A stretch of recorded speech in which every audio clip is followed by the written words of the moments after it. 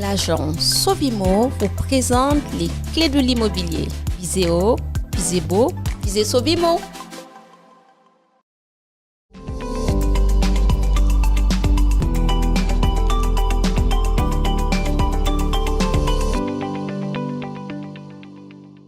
Bonjour à tous, j'espère que vous allez bien. Aujourd'hui, j'ai le plaisir de recevoir Madame Maudrey Alexandrina dans notre émission Les clés de l'immobilier. Bonjour Alexandrina. Bonjour Vassia. Alexandrina aujourd'hui va nous parler de la thématique des états des lieux d'entrée et de sortie. Alexandrina, que pouvez-vous nous dire sur ce sujet? Concernant l'état des lieux, il faut prendre en compte, donc c'est un document très important à annexer au contrat de location. Ce dernier doit être fait en présence du locataire. Ici, on va bien noter et stipuler donc, tous les détails concernant les équipements de chaque pièce du logement qui est mise à disposition du locataire. Également, il y a un détail important. Il faut savoir que le locataire a à sa possession 10 jours pour pouvoir contredire cet état des lieux. Très bien. Donc, on sait qu'un état des lieux doit être fait en présence du locataire qui doit valider cet état des lieux et qu'il a 10 jours pour pouvoir le modifier s'il trouve des contradictions. C'est ça? Exactement. Super.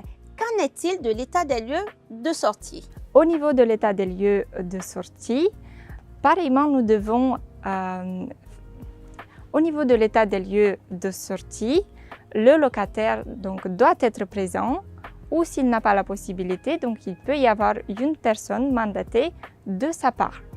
Ici, nous devons bien noter la date de l'état des lieux de sortie, le domicile du locataire ou bien le lieu d'hébergement de ce dernier, mais également des observations au niveau donc de chaque pièce et l'équipement du logement, s'il y a eu donc des évolutions à cet effet. D'accord, donc si je comprends bien, lors de l'état des lieux de sortie, on doit prendre en compte la nouvelle adresse du locataire ou son nouveau lieu d'hébergement.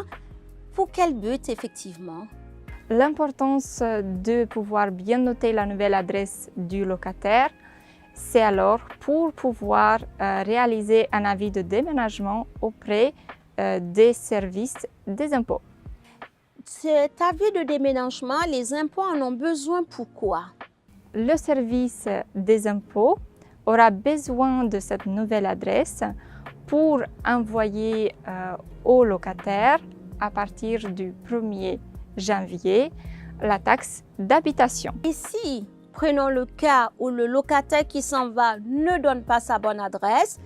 Quel est l'inconvénient pour le propriétaire lorsque le service des impôts n'a pas cette nouvelle adresse? Dans ce contexte, le propriétaire est mis en difficulté si l'adresse n'était pas conforme.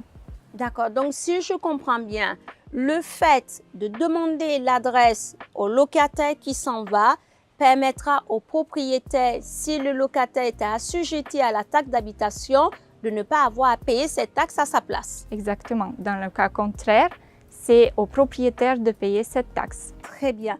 Qu'en est-il du dépôt de garantie? C'est vrai que lors d'un état des lieux d'entrée, le locataire doit donner un dépôt de garantie. Est-ce que vous pouvez nous faire un petit focus qu'il y a de différence entre un dépôt de garantie dans un logement vide et dans un logement meublé? En effet, il y a une différence du dépôt de garantie pour une location meublée et pour une location vide nue.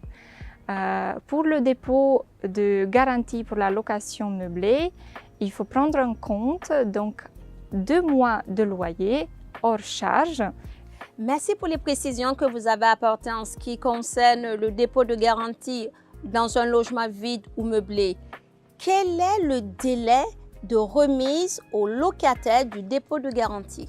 Dès lors que l'état des lieux de sortie a été réalisé, le propriétaire ou bien l'agence mandataire peut restituer le dépôt de garantie au locataire dans un délai d'1 mois si l'état des lieux d'entrée et l'état des lieux de sortie ont été conformes.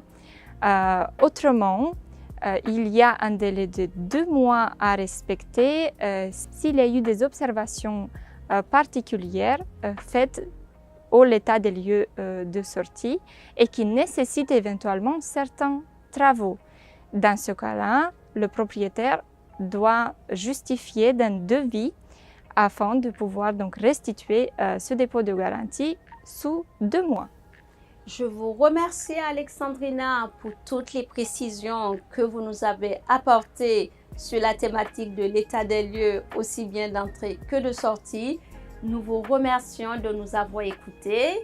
Nous vous souhaitons une excellente journée et soyez au rendez-vous pour notre prochain épisode. Merci. Merci, Alexandrina. Avec plaisir, Vassia.